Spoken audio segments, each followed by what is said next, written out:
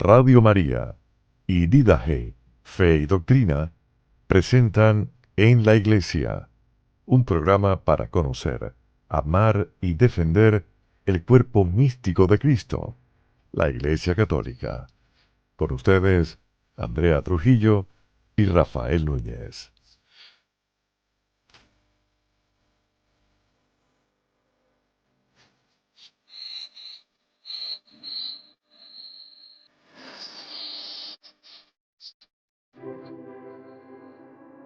Muy buenas tardes, sean todos bienvenidos una vez más a su programa En la Iglesia, un programa para conocer, amar y defender el cuerpo místico de Cristo, la Iglesia Católica.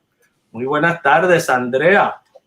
Muy buenas tardes, Rafa, y muy buenas tardes a todos los oyentes de Radio María y de este programa En la Iglesia, que es su programa. Aquí estamos, de miércoles de Pascua. Felices Pascuas para todos. Desde aquí de este programa En la Iglesia. Ya estamos conectados por Facebook, ¿no, Rafa? Estamos Sí, aquí, señora, en vivo, en facebook.com/En la Iglesia. Sí, acá estoy viendo que ya estamos en sí, vivo. ya estamos. Andrea, cuéntanos, ¿qué tenemos para hoy? Bueno, pues hoy tenemos a un amigo muy cercano de este programa, el ingeniero Orlando Hernández, hablándonos hoy de un tema que nos apasiona, que es la resurrección de nuestro Señor Jesucristo. Muy buenas tardes, Orlando, ¿cómo estás? Muy buenas tardes, Andrea, muy buenas tardes, Rafa, y muy buenas tardes a toda tu amable audiencia en este miércoles de resurrección. Jesucristo ha resucitado. En verdad ha resucitado, de verdad que sí.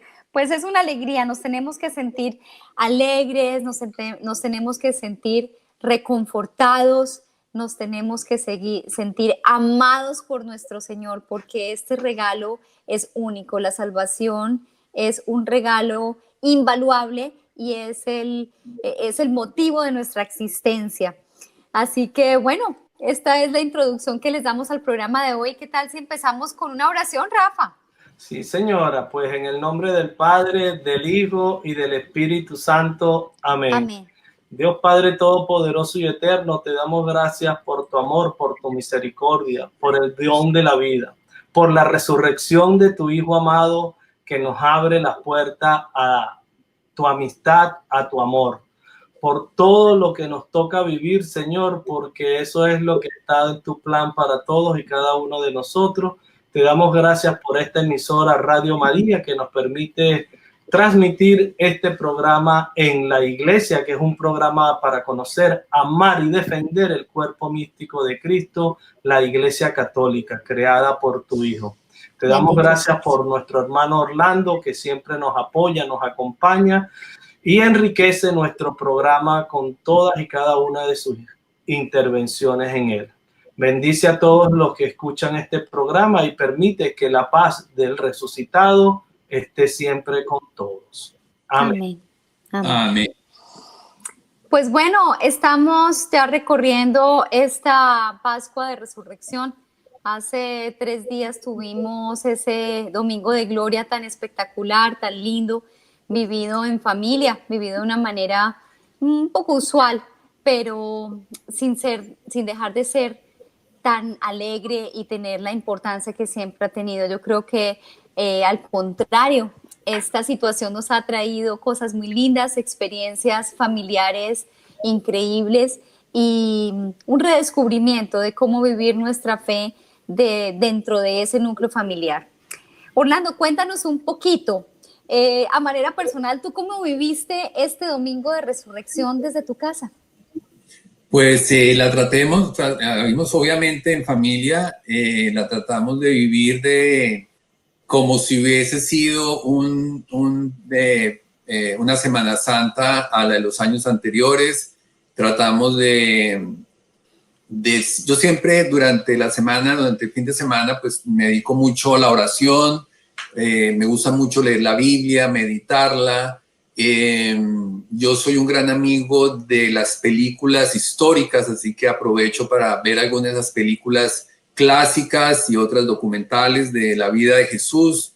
y vivir, pues vivimos por internet, por online, las diferentes celebraciones eucarísticas, la de jueves, viernes y sábado, la del domingo también. Bueno, tratamos de vivirla o tratar de vivirla de la mejor, de la como la tengo por costumbre hacer, o sea, que no se notara, no se sintiese puesto ese tema de la cuarentena, aunque pues un poco de tristeza, no te puedo negar que me daba mucha tristeza ver esos templos vacíos. Tuve la oportunidad de ver la del Jueves Santo, la que hizo el Papa Francisco. Me conmovía mucho ver esa Plaza San Pedro desocupada, ver la catedral desocupada.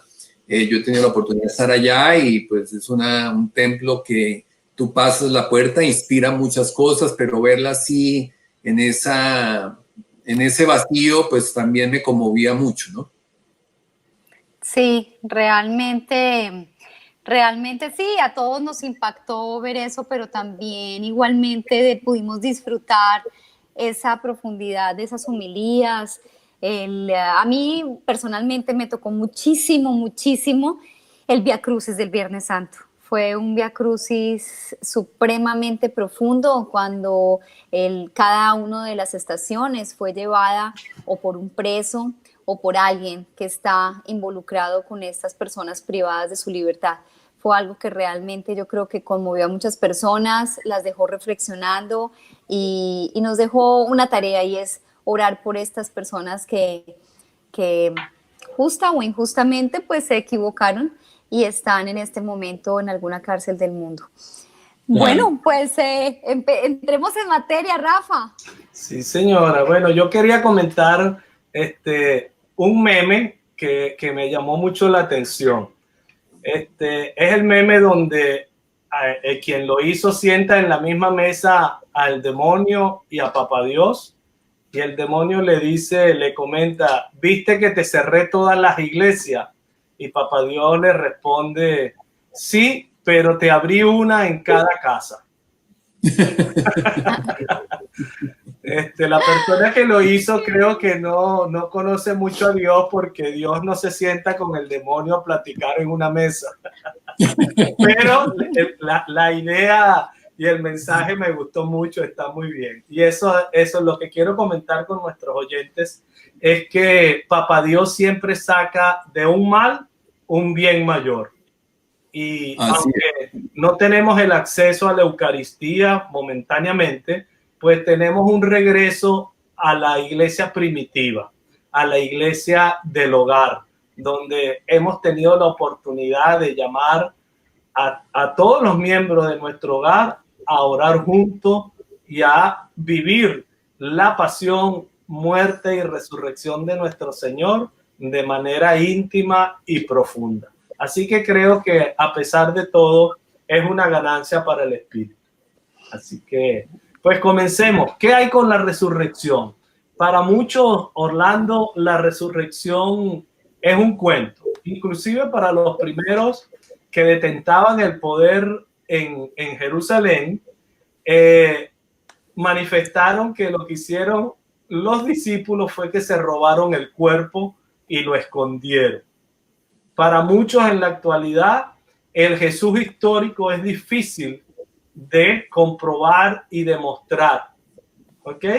Para los que estamos dentro de la fe, es un acto de fe y tenemos la certeza en nuestro ser de que el Señor está vivo, el Señor se manifiesta, el Señor a través de los milagros eucarísticos nos comprueba que está como lo ha prometido todos los días con nosotros y está en ese pedazo de pan y en ese poco de vino. ¿Qué nos dice la ciencia? ¿Qué hay con ese Jesús histórico y ese único hombre que ha resucitado para la eternidad? Pues Rafa, ciertamente es un episodio que tiene demasiadas aristas, demasiadas formas de verlo, interpretarlo. Si bien es cierto que la desaparición del cadáver de la tumba ese domingo, significado corresponde a la teología. ¿Qué significa? Le queda a la teología. Pero que desapareció un cadáver le corresponde a la historia entenderlo y descifrarlo. Así que, si bien es cierto, voy a concentrarme en esa segunda parte porque hay demasiada evidencia para demostrar que evidentemente ese cadáver desapareció. Y no desapareció como se dijo en su momento, como los mismos judíos, lo que tú estabas diciendo, dijeron que había sido un robo. Eso no es cierto y se cae por demasiadas razones que ahorita pues voy a tratar de explicarlas. La resurrección del Señor es uno de los campos de investigación más grandes que se ha hecho en los últimos 2000 años de la cristiandad. No existe ningún otro aspecto, Rafa y Andrea y oyentes, en el que se haya escrito más documentación que en torno a la resurrección del Señor. Tú vas a encontrar, desde los mismos padres de la iglesia, vas a encontrar mucha literatura, mucha investigación sobre muchos aspectos de Jesús, pero la resurrección del Señor es infinitamente superior. Así que llama mucho la atención que exista tanta documentación en 2000 años de historia sobre este tema. Y la realidad es porque Pablo nos decía, si Jesucristo no resucitó, vana es nuestra fe. El pilar de la cristiandad es precisamente la resurrección.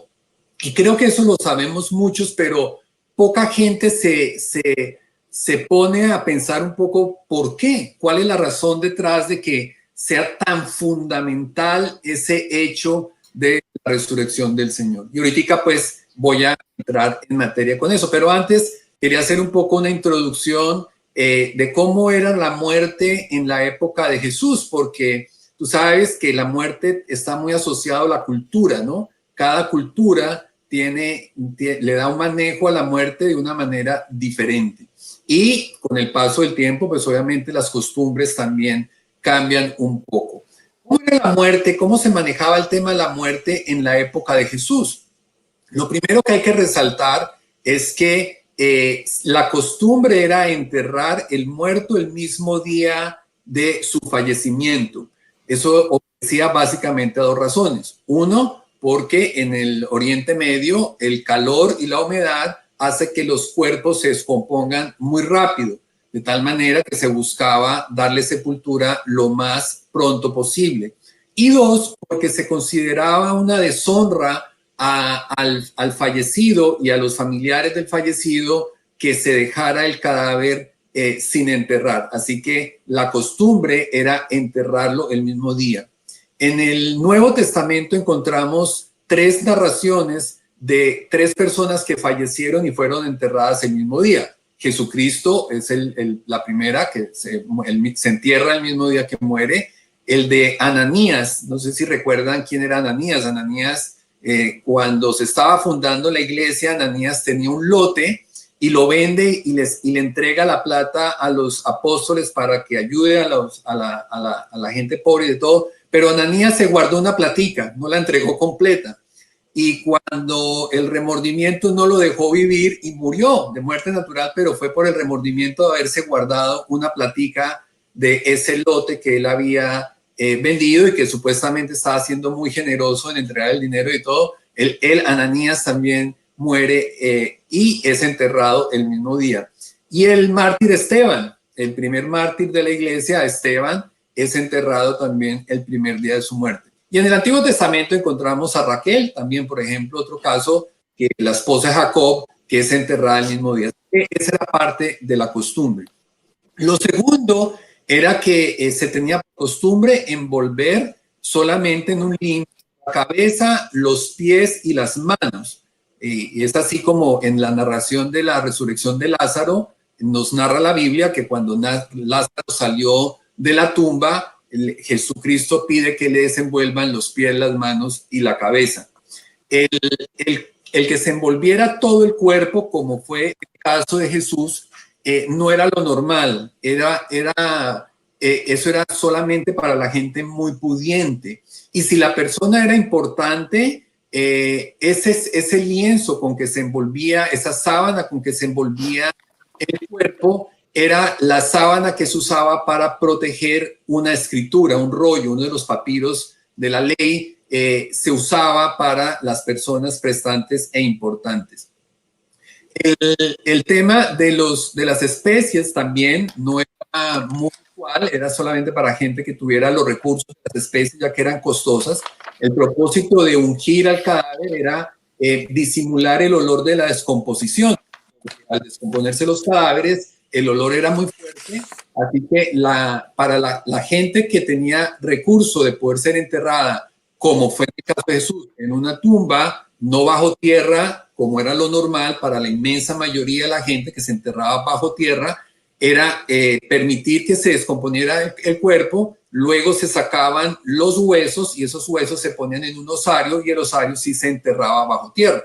Así que ese era el propósito de estas tumbas, como la de Jesús, que tuvieran un mecanismo de protección de porque se necesitaba entrar en algunos casos a depositar más miembros de la familia si era necesario o esperar a que el cadáver se hubiera descompuesto un par de años después para retirarlo y volverlo a usar más adelante. Las especies que se utilizaban tradicionalmente eran la mirra y el aole al comienzo y posteriormente, pasados unos días, era con agua y aceite de rosas. Se utilizaban las tumbas cavadas en la roca, como en el caso de Jesús, o algunas veces se utilizaban cuevas naturales que había en la región de Jerusalén para la gente también ser enterrada ahí. Si era un profeta o un rey, podía ser enterrado dentro de la muralla, dentro de la ciudad santa de Jerusalén. Si no, él tenía que ser enterrado extramuros, como fue en el caso de Jesús, que era la tumba, como todos nosotros sabemos, que era la tumba de José de Arimatea. Entonces, pues básicamente se tenía la creencia de que se acostumbraba las plañideras, que eran las mujeres que lloraban. Cuando moría alguien, se contrataba gente para que llorara y gimiera mucho. Cuando ustedes leen la narración de la resurrección de la hija de Jairo, cuando Jesús entra, dice la Biblia que todos estaban llorando y dando muchos gemidos, gritos de dolor. Entonces tenían la costumbre o el pensamiento de que la persona al morir duraba 3 días el espíritu como rondando el cadáver para escuchar estos gemidos y al 4.º día ya seguía su viaje que tuviera que seguir. Por eso en el caso de la muerte de Lázaro, cuando Jesús llega, las hermanas le dicen ya lleva 4 días de muerto, o sea, le están dando a entender ya no hay nada que hacer porque ya ni siquiera el espíritu está cerca del cuerpo. Entonces, estas eran un poco las costumbres o la forma en que se manejaba el tema de la muerte en aquella época. Y concentrándonos específicamente en la de Jesús, decía claramente el entierro de Jesús fue un entierro que pudiéramos decir un entierro VIP de primera clase, porque fue depositado en una tumba solo para él, que nunca había sido usado. Fue amortajado el cuerpo completo, como lo vemos, que nos lo narra el Evangelio de San Juan al final. Fue ungido con especies, o sea, tuvo todo el tratamiento de una persona de dinero, de una persona de importancia. Repito, solo profetas y reyes eran enterrados dentro de la ciudad, todo el resto era afuera.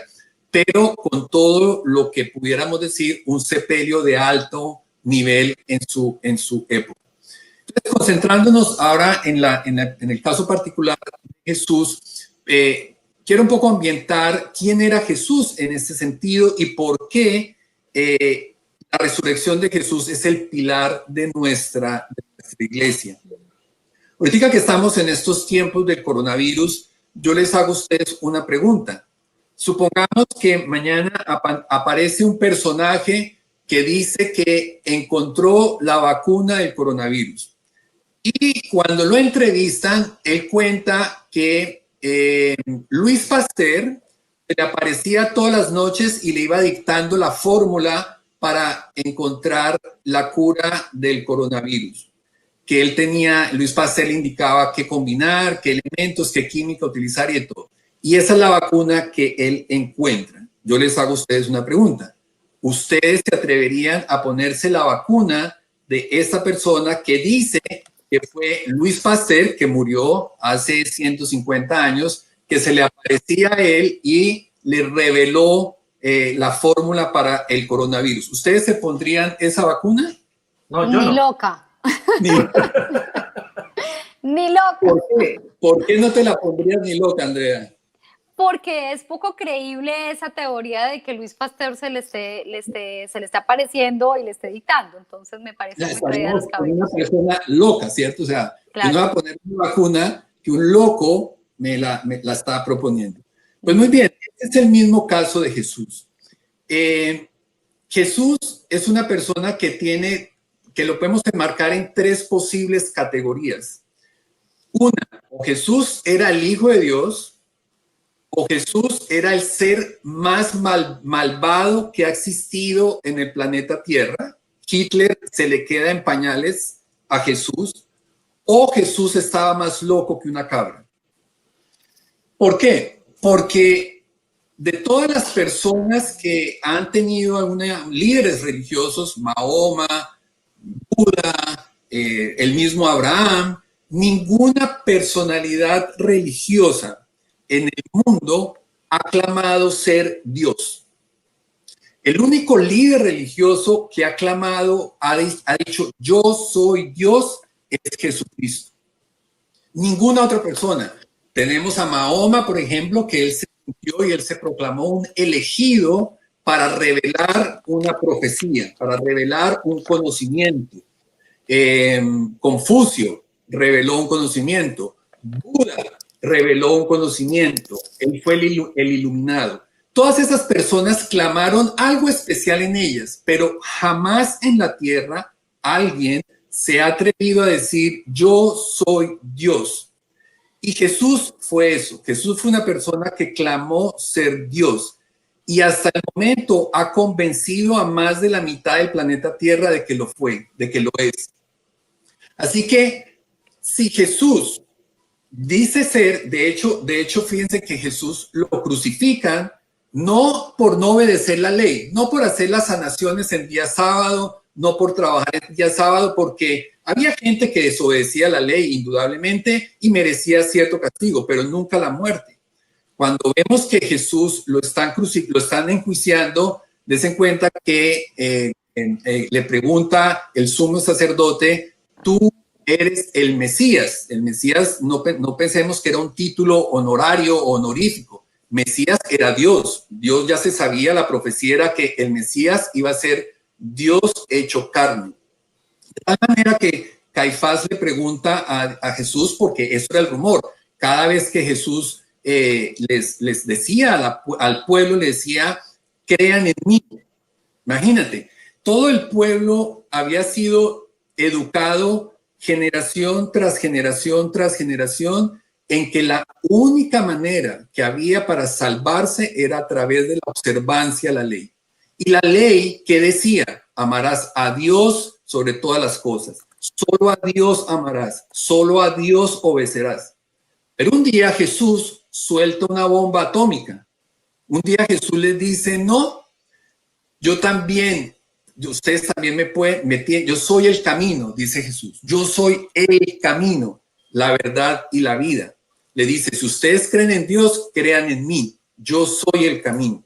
No dijo, yo soy un camino, yo soy otro camino. Dijo, no, yo soy el camino. Yo soy el único camino. Si tú eres un judío de aquella época, dice, pero ¿cómo así? A mí me han dicho que la única manera de yo salvarme es a través de obedecer a Dios. Gente que había estado rodeado de un paganismo total y era una de los cuidados que se le decía, cuidado, te desvías y adoras a otros dioses. Estaba en la sangre del niño judío desde que nacía. Solamente a Dios se le ama, solamente a Dios se le adora, solamente a Dios se venera. Y Jesús dice, no, ya no es a través de ese Dios, ahora es a través de Dios. Si Jesús no era Dios y Jesús le está diciendo a su gente y le dijo durante 3 años a la gente, ahora es a través mío, es el ser más malvado que ha existido en la tierra, porque los estaría conscientes, los estaría obligando a incumplir la ley, a amar a un Dios diferente al Dios que ellos habían sido educados. Así que y él reclama, obviamente, ser Dios. Es decir, que tenemos a Dios, o era el Hijo de Dios, o era un ser tan malvado que quiso perversamente conducir al infierno a toda su generación y la generación que siguiera creyendo en él a posteriori, o era un loco más loco que una cabra. ¿Por qué digo que más loco que una cabra? Porque Jesús clama ser Dios. Ante esta posibilidad, ante este hecho, que él clama ser Dios, tenemos solamente dos posibilidades. O es verdad o es mentira. O él es el Hijo de Dios o él no es el Hijo de Dios. Si no es el Hijo de Dios, tenemos dos posibilidades. Él sabía que no era el Hijo de Dios, o él sabía que no era el Hijo de Dios y lo afirmaba a conciencia. Si él, sabiendo que no era el Hijo de Dios y así lo afirmaba, en su sano juicio era un ser muy malvado, porque estaba a propósito desviando a la gente a que obedecieran y lo siguieran a un Dios que no era el Dios de Israel, el Dios de Abraham, el Dios de Jacob. Si decía, clamaba ser el Hijo de Dios, si clamaba ser Dios sin serlo, sin saberlo, quiere decir que estaba loco, como el ejemplo que les puse al comienzo de esto, ¿cierto? Entonces, a Jesús, o él pretendía ser el Hijo de Dios y estaba equivocado, en cuyo caso o era un malvado, o era un loco, o era el Hijo de Dios. Por eso, como decía C.S. Lewis, que él decía en su libro El mero cristianismo, o lo amamos a Jesús como el Hijo de Dios, o lo crucificamos, lo escupimos, lo cogemos a fuete, lo crucificamos por embustero, por un blasfemo, por ser un hipócrita, por ser un mentiroso, un arrogante, porque él se hizo matar por defender esa verdad. Él fue condenado por blasfemo, porque yo soy Dios. Así que eso es algo que la mayoría de la gente como que no lo reflexiona, o sea, y de hecho, mucha gente dice, yo acepto a Jesús como un maestro moral, pero yo no acepto a Jesús como Hijo de Dios. Pero aceptar a Jesús, las enseñanzas de Jesús como un maestro moral, es como el que se pone la inyección del coronavirus que encontró un señor que se la dictó en espíritu el señor Luis Pasteur a través de apariciones. ¿Estamos? Sí, definitivamente son, ya estamos hablando de las razones y de las evidencias que la resurrección per se tienen. Pero yo me pregunto, tal vez en esos primeros días, pues estaban unos apóstoles atemorizados de que corrieran la misma suerte de una muerte trágica, de una muerte pues tan supremamente dolorosa como la que tuvo nuestro Señor Jesucristo, y ellos, ahora que vengan unas mujeres de repente a decir que lo vieron, el problema no es que lo hayan visto, sino el problema es que lo vieron en carne y hueso. Exacto. Y días después se sienta a comer con ellos. Eso tuvo que haber sido un impacto muy fuerte, porque ellos ya llevaban muchos meses, años, 3 años, escuchando, no una vez, sino varias, que esto iba a pasar, que yo al tercer día estaría de nuevo con ustedes. O sea, para ellos el hecho no era una novedad. No. Lo que sí era una novedad era que estuviera en cuerpo, en carne y huesos con ellos. Y el choque emocional que tú estás diciendo es lo mismo que les estaba diciendo ahorita, porque ellos sabían que Jesús estaba autoproclamando el Mesías. O sea, yo soy Dios.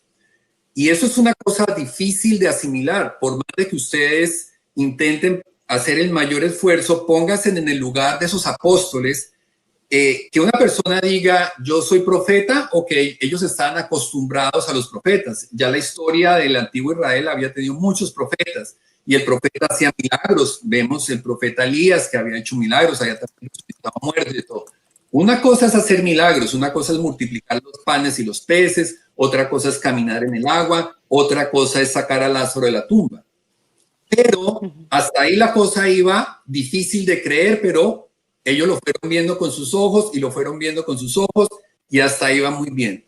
Pero Jesús les dice, ¿quién dice la gente que soy yo? Y yo soy para ustedes, ¿quién? Y fíjense que es cuando Pedro le dice, sí, tú eres el Mesías. O sea, Pedro le está diciendo, sí, tú eres Dios. Tú eres, o sea, tú no estás loco, porque si él estaba pretendiendo ser Dios, repito, o era un mentiroso malvado, o estaba más loco que una cabra. Estamos ante una persona lunática, ¿cierto? Que está diciendo, yo soy. Entonces, ellos aceptan y dicen, sí, tú eres el Mesías, o sea, tú eres Dios. Eso les tomó 3 años aceptarlo y entenderlo y procesarlo.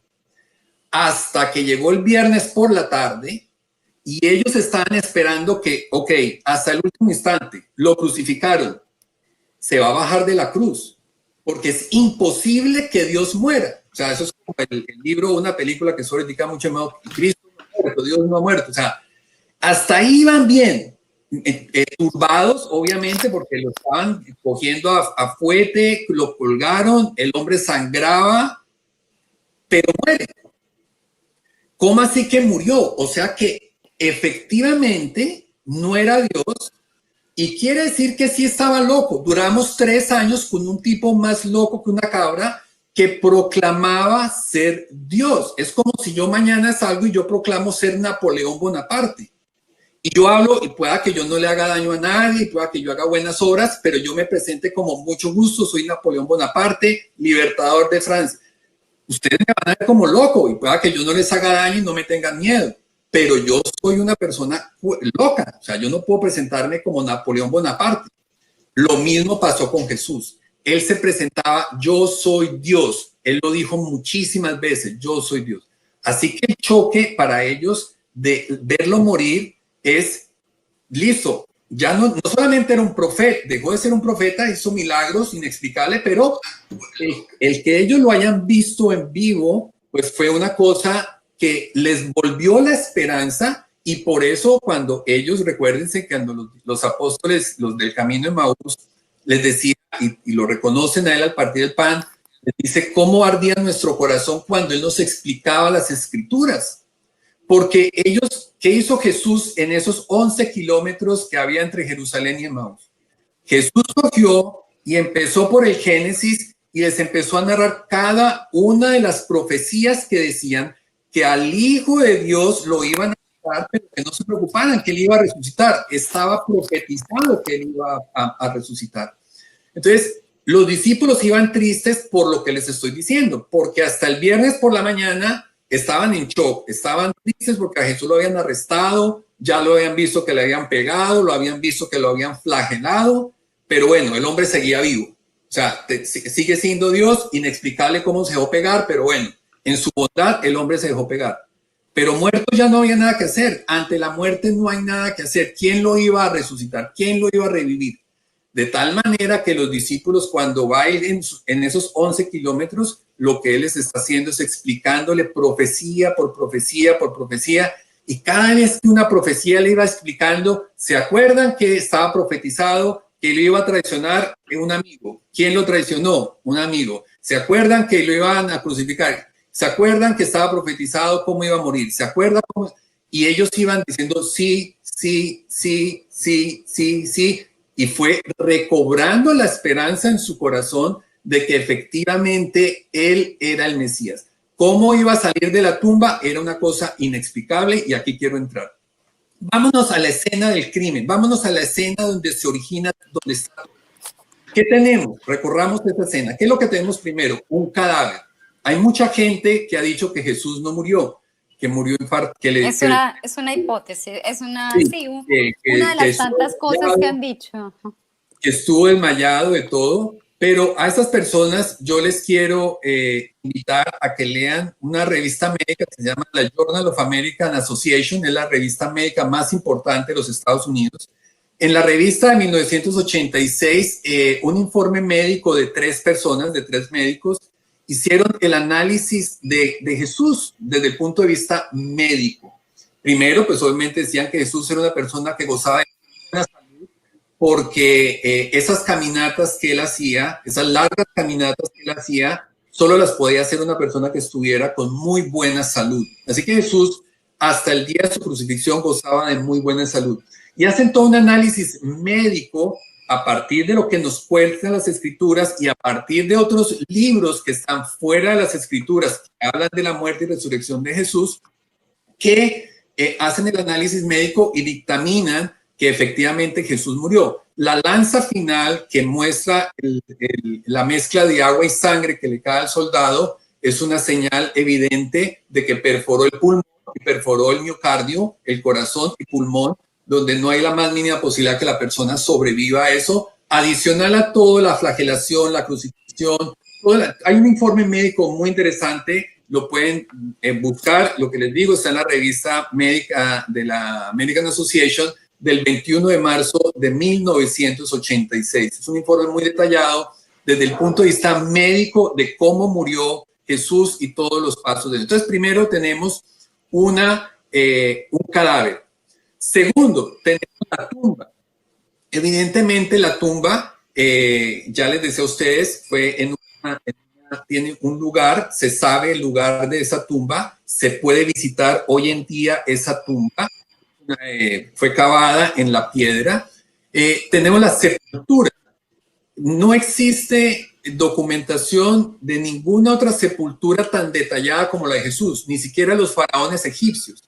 De la de Jesús sabemos quién lo bajó de la cruz, dónde lo pusieron, quién lo envolvió, de quién era la tumba, qué filiación política tenía el dueño de la tumba, qué posición económica tenía el dueño de la tumba, con qué lo ungieron, 33 kilos de mina. De ningún faraón se tiene ese nivel de detalle.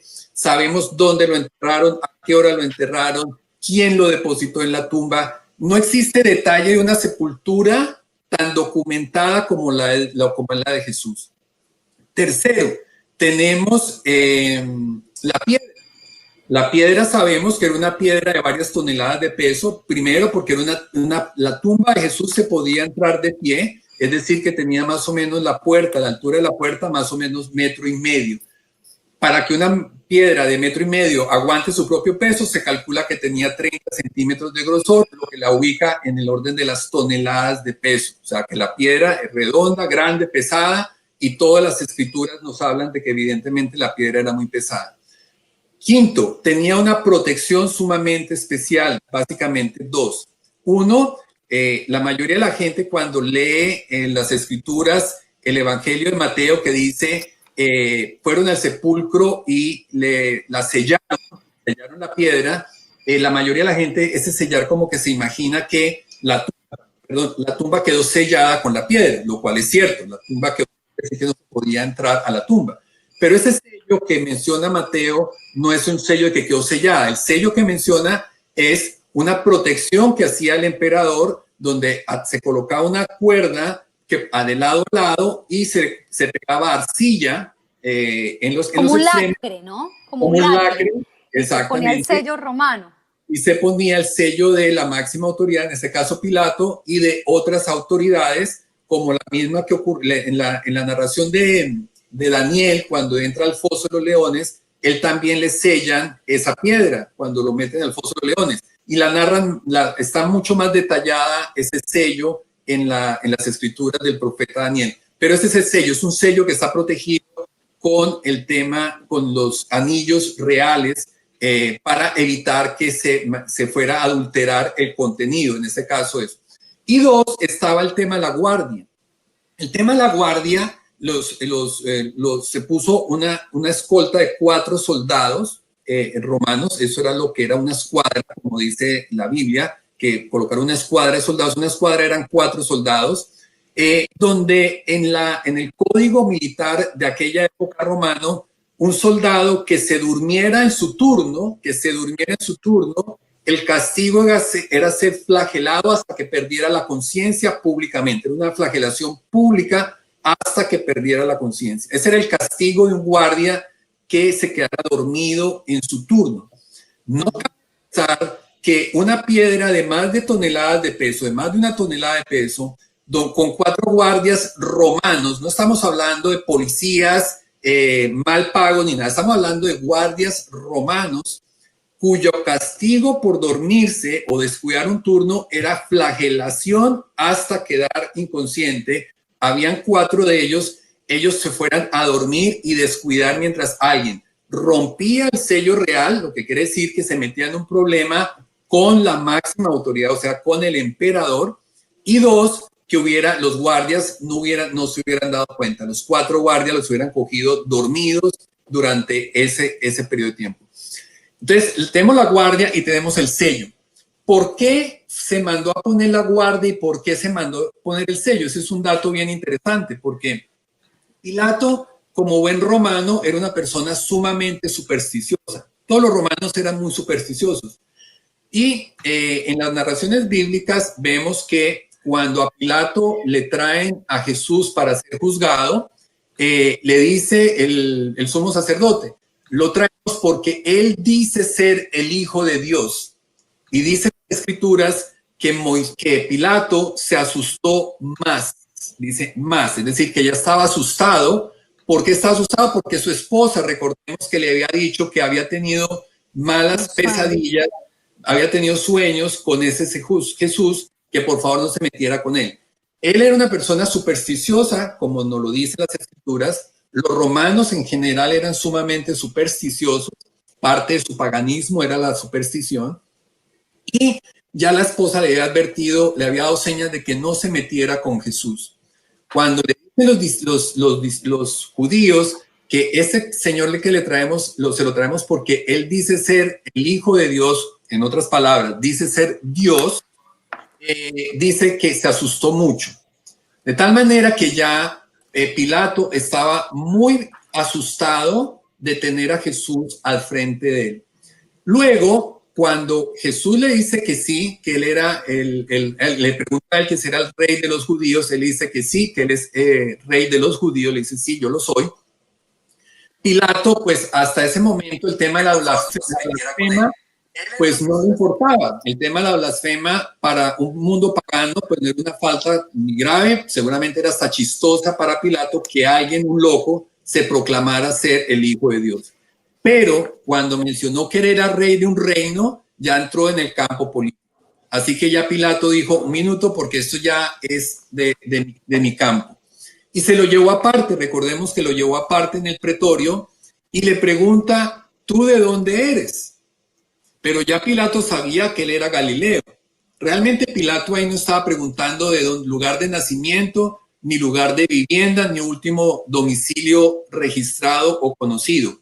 Él quería ver si su naturaleza era humana o era una naturaleza divina. Era realmente un ser protegido por uno de esos múltiples dioses a los cuales los romanos estaban muy familiarizados. Será uno más de esos dioses que él, que realmente él representaba, cuyo caso él se asustaba mucho de pensar que estaba pegándole, que había mandado a flagelar a un ser protegido por uno de esos dioses, no Dios, pero un ser divino, un ser espiritual. Por eso le pregunta, ¿tú de dónde eres? Recordemos que ya en la narración bíblica, cuando él le pregunta, ¿tú dónde eres?, él ya sabía que era Galileo, así que le está preguntando es por su naturaleza, o sea, le está diciendo, ¿usted de verdad es un ser humano o usted es un ser de los muchos dioses que nosotros conocemos? Y Jesús le confirma que sí, que es el Hijo de Dios y que sobre él no tiene ningún poder y que el poder que él lo está pretendiendo tener viene de su Padre. Así que cuando Pilato ordena ya por evitar que ganarse enemigos a los judíos, lo manda a crucificar, ya tenemos 4 antecedentes. El de la esposa, el que le están diciendo que él es el Hijo de Dios. Antes de seguir adelante, volviendo a la tumba y la sellada romana, pues que esto era, digamos, símbolo de que el imperio romano estaba certificando que esa tumba estaba absolutamente intocable, llamémoslo así. Pues también habría una presión allí de los escribas y de los judíos diciendo, bueno, está la profecía de que va a resucitar, él dijo que levantaría el templo en 3 días, o sea, ellos también querían asegurarse que eso estuviera absolutamente avaluado por el Imperio Romano, ¿no? Era una tranquilidad que les daba a ellos de que le pusieran la guardia extra, de que le pusieran estos sellos de los que tú nos estás hablando. Pero tenía el interés personal de Pilato del susto que él de verdad estuviera metiéndose con una persona que no fuera humana. O sea, él no le tenía miedo. Entonces, tenemos a esta persona que está muy asustado por el personaje que tiene. Y recordemos que cuando lo mandan a crucificar, el cielo se tornó oscuro. Desde las 2 hasta las 3 de la tarde, el cielo se tornó oscuro. Es decir, que Pilato se estaba asustando muchísimo más al ver el cielo oscurecerse como pocas veces se había visto. Y para completar, si este hombre estaba asustado, cuando muere Jesús, nos dicen las Escrituras que hubo un gran terremoto que movió las estructuras del templo y obviamente del pretorio, donde el palacio de Pilato, donde él estaba. Es decir, que Pilato, cuando siente ese terremoto al momento de la muerte de Jesús, confirma que evidentemente estaba ante un ser muy especial. De ahí que él mismo, no lo tenían que convencer los judíos, él mismo se quiere garantizar que ese hombre no salga de esa tumba por nada del mundo. Eso es lo que está pensando Pilato. No solamente complacer a los judíos por la profecía. Personalmente, él acaba de matar a un ser especial. No era un ser humano común y corriente. Era demasiadas cosas que lo tenían a él preocupado en su aspecto personal. Sumado a que los judíos no lo tuvieron que convencer. Realmente por él hubiera mandado a meter a Jesús en el hueco más profundo, le hubiera puesto todas las piedras que le mandó poner, los sellos y la guardia. Que él no quería que evidentemente fuese a pasar nada más con nosotros. Así que cuando evidentemente la historia, echaron los soldados de que cuando Jesús desaparece, que los judíos van y le dicen a los soldados, tranquilos, digan que robaron el cadáver, no tiene ningún sentido. Nadie se hubiera atrevido ni siquiera a acercarse a una tumba que tenía un sello real, una protección real, y segundo, 4 guardias romanos que no se podían quedar los 4 dormidos en sus turnos de por sí y los 4 al tiempo. Así que llegamos, evidentemente, como decía, el significado de la tumba vacía pertenece a la teología, pero la desaparición del cadáver pertenece a la historia. Ahí se metió un cadáver el viernes y el domingo ya no estaba ese cadáver. La tumba fue removida del sitio, se rompieron los sellos y se violentó la guardia en teoría, porque cuando llegaron las mujeres y encontraron ese sepulcro vacío. Así que tenemos un sepulcro vacío y ante ese sepulcro vacío tenemos 3 alternativas básicamente. El sepulcro con las apariciones, porque lo que tú decías, Andrea, hace un rato, a Jesucristo lo vieron sus discípulos, las mujeres. Los Hechos de los Apóstoles nos narran de una ocasión donde se le presentó a más de 500 personas.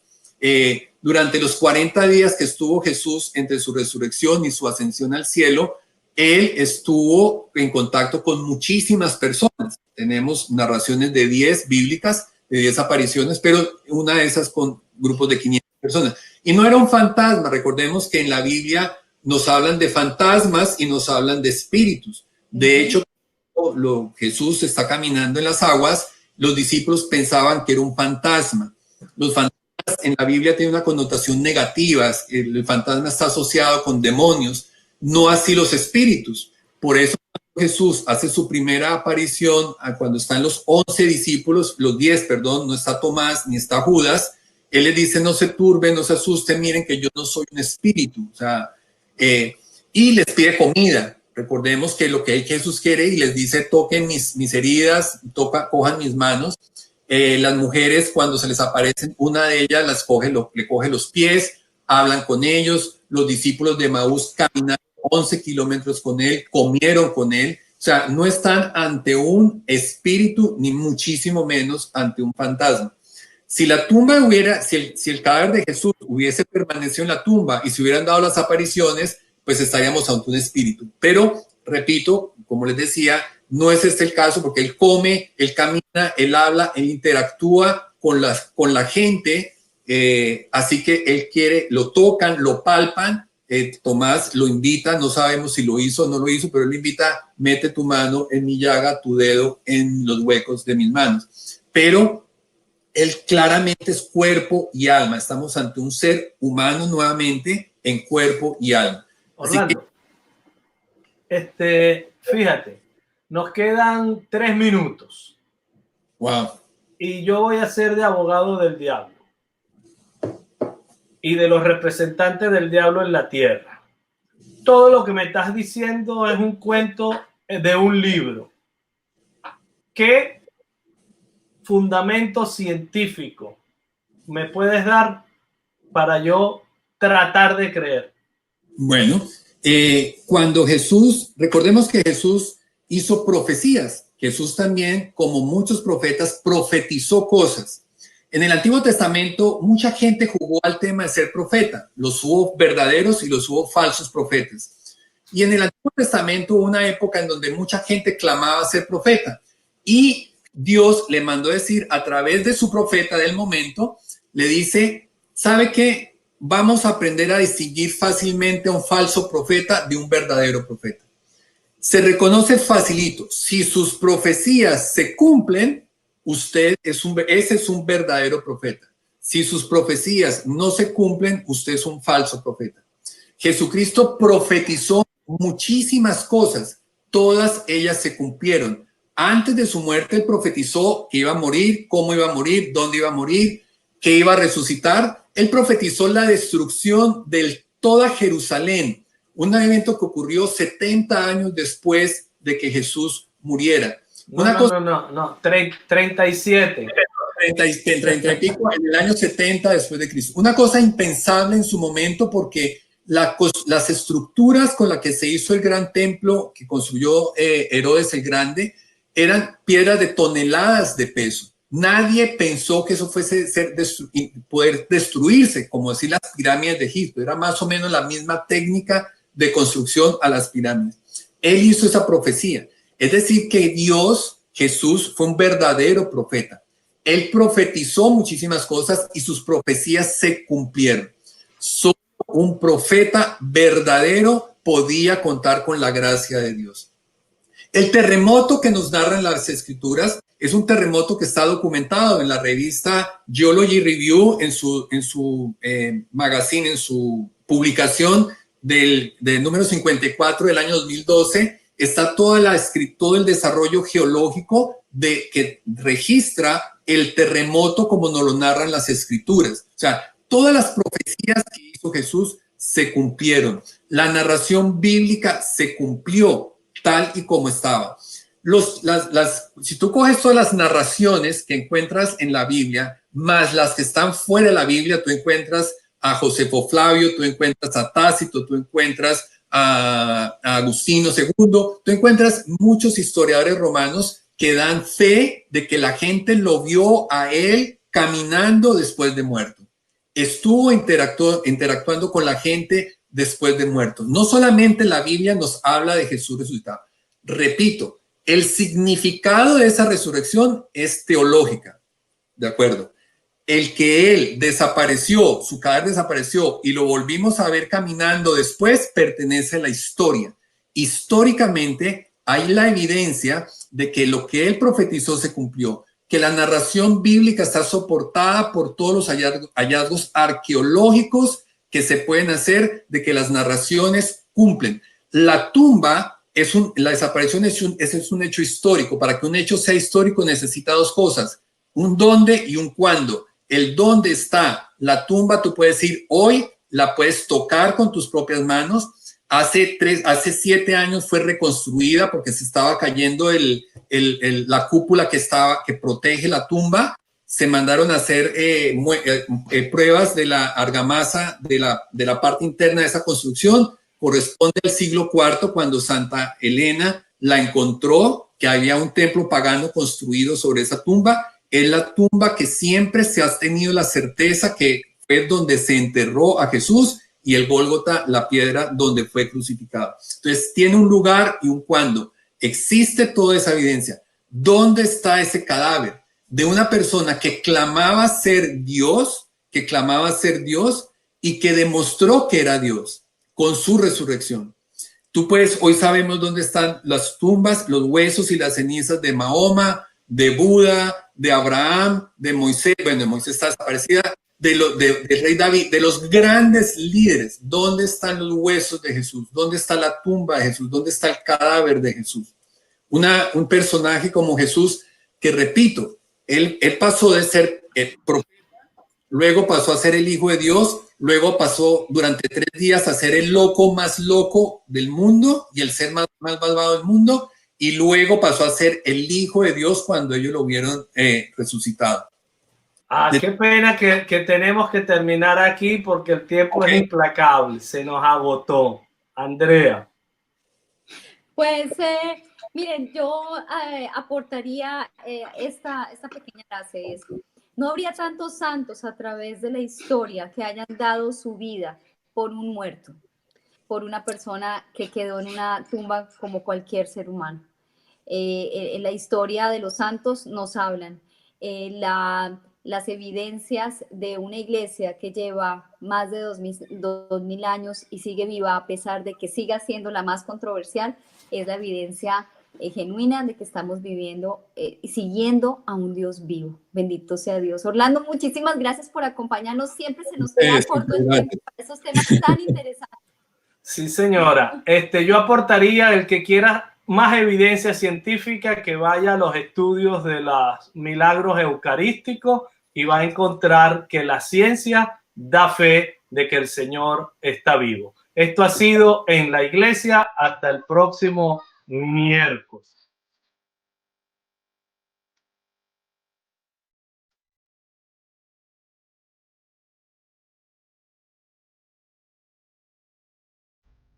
Radio María y Didaje, Fe y Doctrina presentaron En la Iglesia, un programa para conocer, amar y defender el cuerpo místico de Cristo, la Iglesia Católica, conducido por Andrea Trujillo y Rafael Núñez.